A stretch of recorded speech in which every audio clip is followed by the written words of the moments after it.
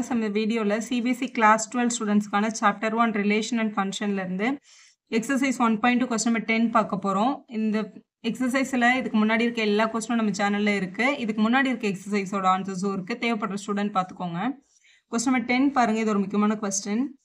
ஏ அப்படின்ற செட் வந்து it's set of real number -3 3ன்ற நம்பர் மட்டும் அந்த செட்டில் இல்லைன்னு அர்த்தம். அதேமாதிரி பீன்ற செட்டு ரியல் நம்பர் -1 மட்டும் ரிமூவ் பண்ண ரியல் நம்பர்ஸ் அப்படின்னு எடுத்திருக்காங்க. இது ஏன் இப்படி எடுத்திருக்காங்க அப்படின்னா, இப்போ இது வந்து ஃபங்க்ஷனில் இருக்குது, டினாமினேட்டரில் x-3 இருக்குது பாருங்களா. இப்போ எக்ஸுக்கு பதிலாக 3 போட்டால் டினாமினேட்டரில் 0ன்னு வந்துடும். இப்போ இது ஒரு நாட் டிஃபைன்டு கேல்குலேட் ஆகும்.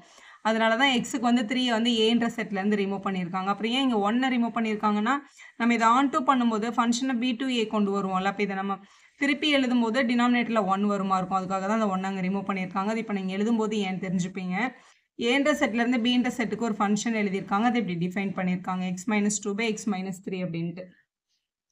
Is f11 and on to 1 check பண்ணுங்க, ஜஸ்டிஃபையர் ஆன்சர்னு கேட்குறாங்க. ஸோ முதல்ல இது 11 செக் பண்ணிடலாம். 11 செக் பண்ணுறதுக்கு ரெண்டு எலிமெண்ட் x1 x2ன்னு எடுத்துக்க போகிறோம். So f of x1 equal to f of x2, அதாவது ரெண்டு டிஃப்ரெண்ட் எலிமெண்ட்டோட இமேஜஸ் சேம் அப்படின்னு எடுத்திருக்கோம். அப்போ அந்த எலிமெண்ட்டும் சேம்னு நம்மளுக்கு ப்ரூஃப் வரணும்.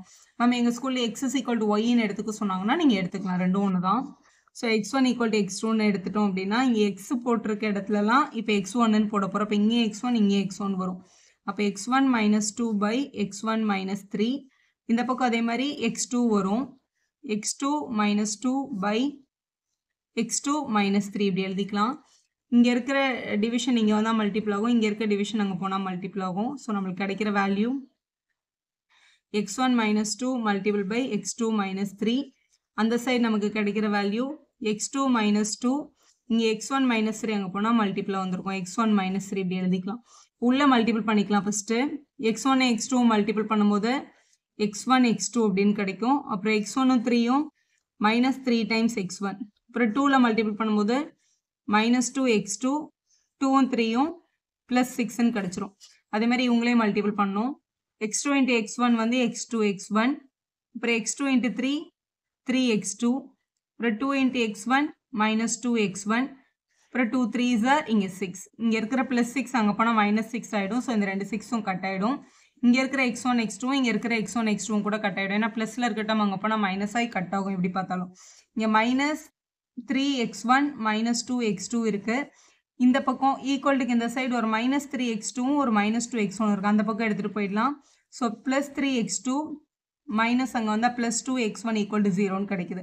ஸோ இந்த ரெண்டு x1ஐயும் கனெக்ட் பண்ணிக்கலாம், ரெண்டு x2ஐயும் கனெக்ட், இது ரெண்டும் x1 இது ரெண்டும் x2. ஸோ -3யும் +2வும் -1x1 வந்திருக்கும். 3ல் 2 -1 +2 +1x2 அப்படின்னு கிடச்சிருக்கும், ஈக்குவல் டு 0. -1 அந்த பக்கம் போனால் ப்ளஸ் ஆகிடும். அப்போ x2 is equal to x1 அப்படின்னு கிடைக்குது. அப்போ x1 equal to x2ன்னு கிடச்சிருச்சுல. அப்போ ரெண்டு ஃபங்க்ஷனோட அந்த இமேஜஸ் சேமாக இருந்தால் அந்த எலிமெண்ட்டும் சேம் அப்படின்னு கிடச்சிருக்கு. ஸோ நம்ம என்னன்னு சொல்லிடலாம்னா, therefore f is 11 அப்படின்னு சொல்லிடலாம். இது வந்து ஒரு 11 ஃபங்க்ஷன் தான் அப்படின்னு நம்ம ப்ரூவ் பண்ணியாச்சு. இப்போ இதுக்கு நம்ம ஆன் டு ப்ரூஃப் எழுத போகிறோம். ஆன் டு ப்ரூவ் பண்ணுறதுக்கு இப்போ f of x is equal to question இருக்குல்ல, அதை முதல்ல y is equal to எழுதிக்கோங்க. f of x is equal to y என்ற ப்ரூஃப் தான் நம்ம கொண்டு வர போகிறோம். அப்போ f of xக்கு பதிலாக yன்னு எடுத்துட்டோம்னா x-2 by x-3 அப்படின்னு கிடைக்குது. y is equal to இருக்கிற ஈக்குவேஷனை x is equal to ஆக்சுவலாக நம்ம மாற்றணும். ஏன்னா ஆன்டுன்றது கோடொமைனில் எல்லாரும் ரிலேட் ஆகிருக்காங்களான்னு கண்டுபிடிக்கிறதுக்கு தானே. அதனால் டிவைடில் இருக்க x-3 அங்கே வந்தால் மல்டிபிள் ஆகும். அப்போ y into x-3 equal to x-2 அப்படின்னு எழுதிக்கலாம். ஸோ y உள்ளே கொண்டு போனால் xy -3y equal to x-2ன்னு எழுதிக்க போகிறோம். x எல்லாம் ஒரு பக்கம் வரணும். அப்போ xy இந்த +6 இங்கே வந்தால் -6, இங்கே -2 இருக்குது, இந்த -3y இந்த பக்கம் வந்தால் +3y அப்படின்னு கிடச்சிருக்கும். இவங்க ரெண்டு பேர்கிட்ட என்ன காமனாக இருக்குது, x காமனாக இருக்கா. எக்ஸை வெளில எடுத்துட்டோம்னா இதுக்குள்ளே ஒரு y இருக்கும், இதுக்குள்ளே -1 இருந்திருக்கும். ஈக்குவல் டு இதை -2 + 3yன்னு எழுதலாம், இல்லை 3y -2ன்னு கூட எழுதிக்கலாம், ரெண்டும் ஒன்று தான். பிளேஸை மட்டும் மாற்றி போட்டிருக்கோம், ஈக்குவல் எல்லாம் தாண்டி போகலை. மல்டிப்பிளில் இருக்க y -1 அங்கே வந்தால் டிவிஷனுக்கு தானே வரும். அப்போ x is equal to 3y -2 divided by y -1 அப்படின்னு எழுதிக்கலாம். So y is equal to இருந்த ஈக்குவேஷனை இப்போ x is equal to என்ன பண்ணிட்டோம், மாற்றி எழுதிட்டோம் ஆன் டு செக் பண்ணுறதுக்காக. இப்போ இந்த எக்ஸோட வேல்யூ இந்த இடத்துல 1 போட்டால் இது வந்து என்ன ஆகிடும்னா நாட் டிஃபைன் ஆகிடும். அதனால தான் கோடொமைனில் 1 வந்து ரிமூவ் பண்ணியிருக்காங்க. So it's belongs to the codomain. அப்போ இந்த எலிமெண்ட் வந்து டெஃபினட்டாக கோடொமைனோட ஃபங்க்ஷனாக தான் இருக்குன்னு சொல்லி இப்போ நியூவாக வர்ற கீழே வந்து இட்ஸ் கோடொமைன் வேல்யூ அப்படின்னு சொல்லி it is onto function எழுதிறாங்க. ஆனால் ப்ரீவியஸாக நம்ம இதை எப்படி ப்ரூவ் பண்ணுவோம்னா, இங்கே வந்து எனக்கு எக்ஸ் இஸ் ஈக்குவல் டுன்னு ஒரு ஃபங்க்ஷன் கிடச்சிச்சா, இந்த வேல்யூ கிடச்சிச்சா, இதை கொண்டு போய் கொஸ்டினில் சப்ஸ்டிட் பண்ணணும். அதாவது எஃப் ஆஃப் எக்ஸ் அப்படின்ற கொஸ்டின் என்னது, x minus 2 by x minus 3யா, இந்த எக்ஸுக்கு பதிலாக இந்த வேல்யூ எடுக்கணும். இப்போ 3y minus 2 by y minus 1 அப்படின்றதான் எக்ஸு. அப்போ x minus 2 divided by x minus 3.